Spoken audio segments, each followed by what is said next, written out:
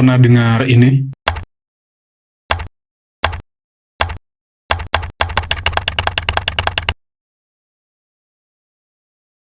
Anggapan bahwa orang Madura itu kasar, keras, dan terbelakang, itu benar nggak sih?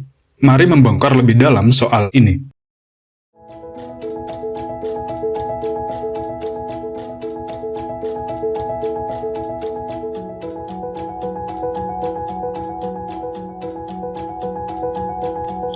Selamat datang di Madurapedia.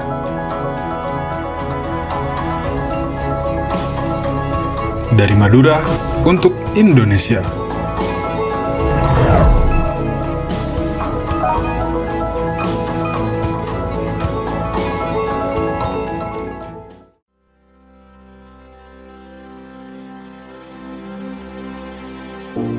Untuk pertama-tama, mari membongkar lebih dalam soal apa benar anggapan bahwa orang Madura itu terbelakang.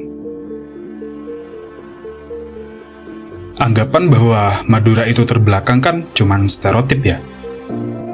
Ya, stereotip bisa jadi benar, bisa jadi salah. Terus gimana dong nentuinya? Mari kita lihat faktanya. Buat menilai apakah sebuah daerah itu terbelakang atau enggak, cara paling gampangnya bisa dilihat dari IPM-nya. Apa itu IPM? IPM itu adalah Indeks Pembangunan Manusia yang diukur dari pendidikan, kesehatan, dan standar hidup. Data BPS tahun 2023 mencatat bahwa IPM di Madura masih di angka 60-an dan termasuk di urutan terbawah di antara kota-kota dan kabupaten di Provinsi Jawa Timur. Ya, emang sih Madura nggak bisa dikatakan kecil, tapi masuk menengah ke bawah. Beda dengan wilayah lain yang sudah masuk kategori bagus dengan skor di atas 70-an. Kalau dibandingkan dengan kota besar di Jawa Timur lainnya, seperti Malang atau Surabaya yang sudah diskor 84, jaraknya sangat jauh. Di IPM, biasanya faktor pendidikan itu jadi problem paling krusial dalam mengukur potensi sumber daya manusianya. Jangan jauh-jauh deh ngomongin soal infrastruktur, kurikulum, atau kualitas guru. Rata-rata masa sekolah penduduknya saja masih setara SD. Angka ini menunjukkan bahwa orang Madura rata-rata hanya mengenyam pendidikan selama 6 tahun saja, alias mentok di SD. Program wajib belajar 9 tahunnya Soeharto itu saja sepertinya belum selesai di Madura ya. Apakah ini artinya orang Madura malas sekolah? Belum tentu. Permasalahannya tidak bisa dipandang sesimpel itu. Kerangka berpikirnya harus lebih luas melihat hal ini. Artinya, fasilitas, akses, biaya, dan kebijakan belum sepenuhnya mendukung kesadaran masyarakatnya untuk pendidikan yang lebih panjang. Apa dampaknya? Tentu saja serius, karena berdampak kepada akses penghidupan yang lebih layak. Skemanya begini. Apa yang dilakukan anak ketika dia tidak melanjutkan ke tingkat SMP? Ya, tidak jauh dari bekerja, menganggur, atau bahkan mengurus keluarga karena menikah sejak dini. Di Jawa Timur saja, per Juni 2025, ada sekitar 20 anak usia dini yang menikah di bawah umur per harinya. Itu belum yang nikah siri ya. Angka perkawinan dini di Madura juga masih sangat tinggi. Secara statistik, jurnal pada tahun 2023 menunjukkan bahwa pernikahan dini di Bangkalan, Madura contohnya, pada tahun 2022 itu menyentuh angka 1.650 remaja atau sekitar 9 kasus pernikahan dini per 2 hari sekali selama setahun. Bayangkan deh, anak yang seharusnya masih di usia belajar malah disuruh bekerja dan mengurus rumah tangga sebelum waktunya. Anak hanya punya waktu dan ruang belajar yang terbatas, perkembangan emosional yang kurang, belum lagi risiko perkembangan psikologinya menjadi rentan terhambat. Ya, karena beban moral yang belum waktunya mereka tanggung sudah dibebankan kepada mereka.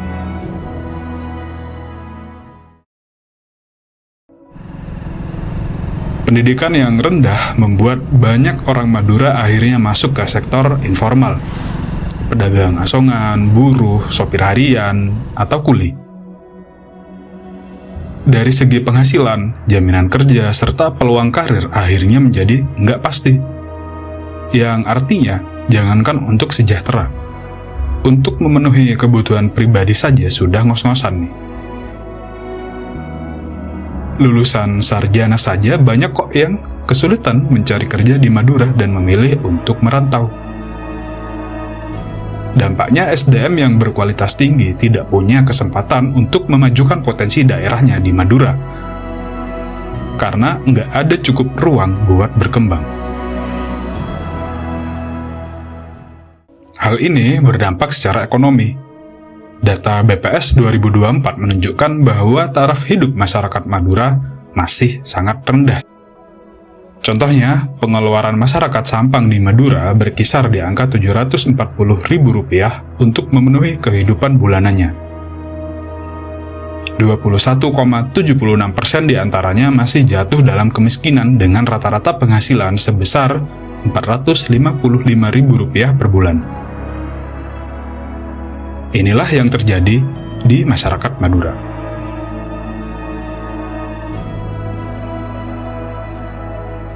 Lebih dari sekadar stigma, persoalannya berada di level struktural, bukan personal.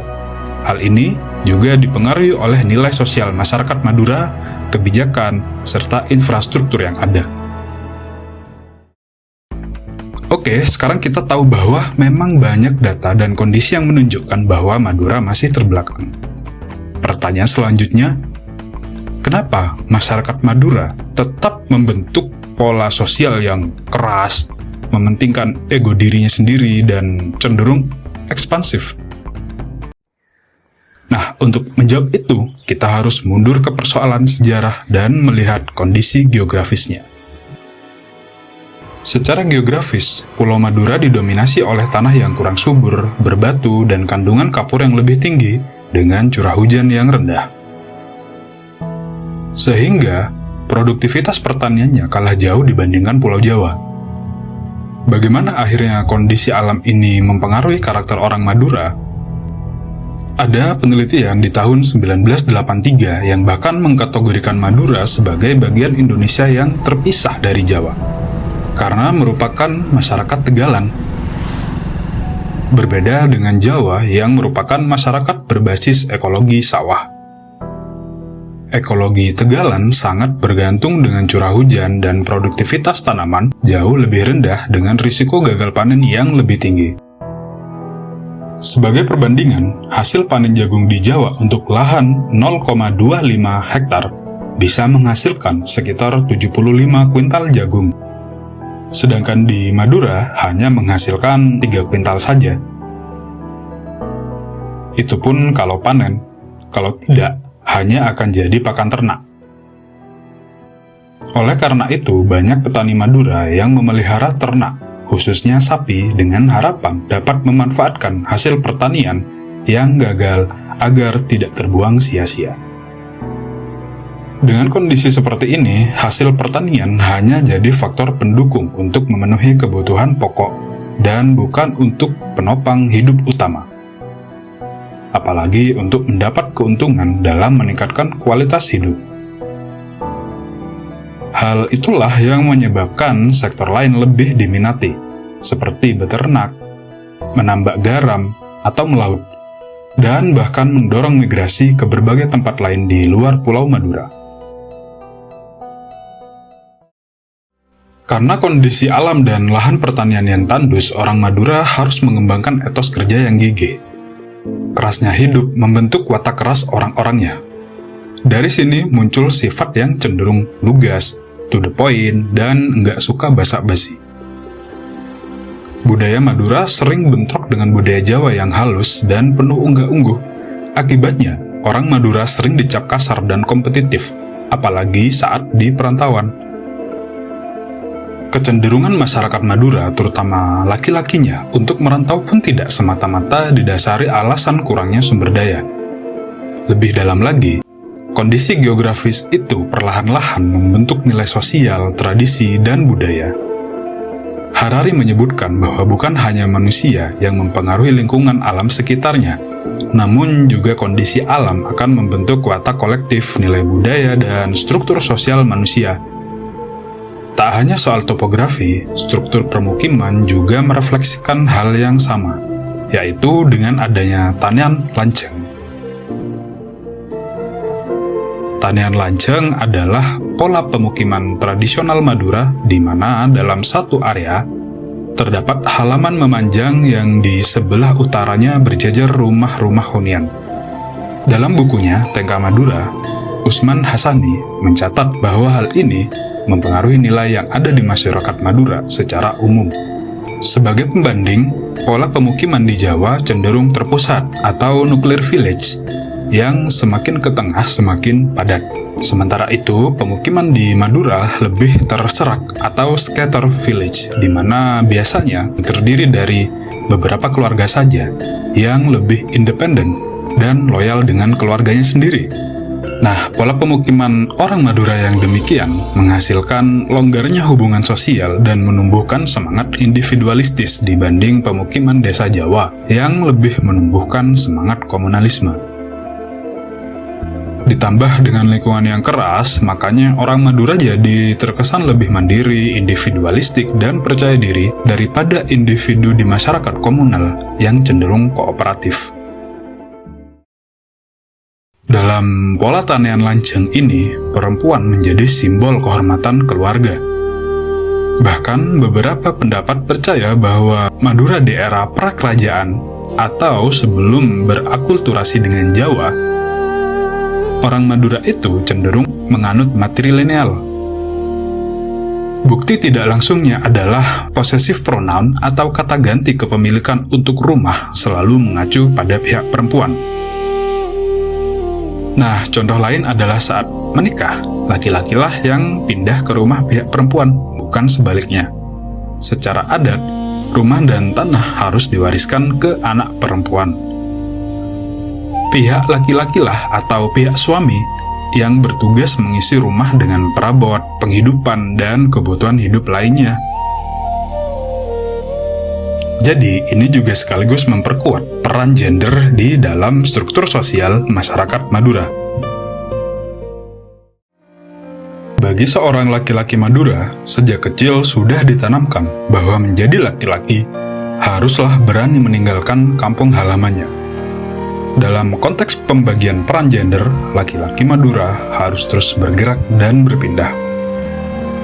Secara nilai budaya, pantang dan memalukan bagi laki-laki Madura untuk berada di dalam rumah selama matahari masih di langit. Sebelum matahari terbit, laki-laki Madura sudah bekerja di ladang, mengurus ternak, atau melaut. Baru setelah malam harinya, mereka masuk rumah. Jika siang, bahkan saat makan, istirahat siang hari, beribadah, atau menerima tamu, mereka melakukan semua aktivitas itu di luar rumah, yaitu di bagian langker. Sebaliknya, hal-hal yang sifatnya melekat pada bumi seperti tanah dan rumah diidentikan dan bahkan diwariskan kepada perempuan seperti yang sudah diulas tadi. Perempuan adalah simbol kehormatan dan simbol tempat pulang. Rumah induk atau dalam bahasa Maduranya adalah Roma Patobin atau Pamolean, memiliki arti selain tempat pulang dan istirahat juga sebagai simbol bahwa sejauh apapun seorang lelaki Madura merantau, ia akan pulang kepada tanah kelahirannya. Oleh karena itu, bagi laki-laki Madura, mereka wajib keluar mengarungi kerasnya hidup. Dan afiliasi terhadap tanah kelahiran, keluarga, ibu, serta istri menjadi hal yang krusial. Mereka akan terluka harga dirinya jika tidak dapat menjaga hal tersebut. Idealnya, laki-laki Madura haruslah bersifat rendah hati, serendah tanah, dan berjuang keras seriuh laut di musim badai. Namun, kenyataannya saat ini sebaliknya. Banyak laki-laki Madura yang bersikap kasar, sok, sombong, bahkan amoral, bukan demi melindungi hal-hal berharga yang ada di rumahnya, melainkan karena alasan ego pribadi saja. Ini menjadi otokritik serius, sebab laki-laki Madura yang seperti itu, selain menunjukkan bahwa ia tak paham adat, ia juga egois dan pengecut. Contohnya nih, pada pemaknaan tak angok apote tolang etempeng pote matah, atau lebih baik berputih tulang daripada berputih mata, juga sering disalahartikan sebagai lebih baik bacok-bacokan daripada dihina. Justru peribahasa itu mengartikan bahwa lebih baik bekerja keras sampai mati daripada harus malu karena terlihat bermalas-malasan. Jadi perlu dipahami bahwa adat Madura bukanlah faktor yang menyebabkan keterbelakangan, tapi salah pemaknaan terhadap adat itu sendiri. Stereotip yang datang dari orang luar itu tidak muncul dari ruang kosong. Ia adalah reaksi atas sikap orang-orang Madura yang bebal, bodoh, dan barbar, lantas mengaku bahwa itu semua adalah bagian dari tradisi. Tak jarang orang Madura pun tak paham soal budaya sendiri dan hanya ikut-ikutan saja. Ya, salah satunya sebab pola pikir feodal, kebodohan, dan sulitnya ekonomi masih mencengkeram erat pulau ini.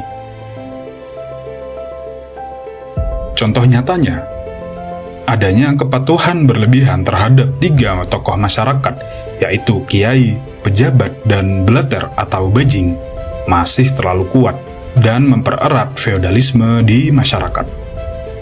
Saat ini, sistem politik Madura cenderung oligarkis dan patriarkis. Sudah saatnya menempatkan sikap hormat dengan tepat. Kiai dihormati karena ilmu dan karismanya, bukan karena pilihan politiknya. Beleter atau bajing disegani karena sifat melindungi dan jaringan sosialnya, bukan karena menebar ketakutan dan ancaman. Pejabat dihargai karena mengemban amanah rakyat dan negara, bukan karena bagi-bagi jabatan. Saat ini yang terjadi sebaliknya. Jika kondisinya terus seperti ini, maka tidak heran stereotip Madura yang terbelakang akan terus abadi. Kondisi ekonomi yang sulit, pendidikan yang susah untuk diakses, infrastruktur yang kurang, dan segala permasalahan lainnya, ditambah dengan pola pikir feodal. Maka jangan salahkan orang luar jika memandang Madura sebagai suku yang keras dan barbar. Jika ingin membawa masa depan Madura lebih baik, maka terutama anak-anak mudanya sudah harus bangkit, sudah harus belajar dan memahami sifat sejati sebagai seorang Madura. Sampai kapan stereotip ini akan terus berjalan? Generasi mudanya lah yang bisa menjawab. Semoga ulasan di video ini memberikan sedikit gambaran mengenai apa yang terjadi dalam masyarakat Madura.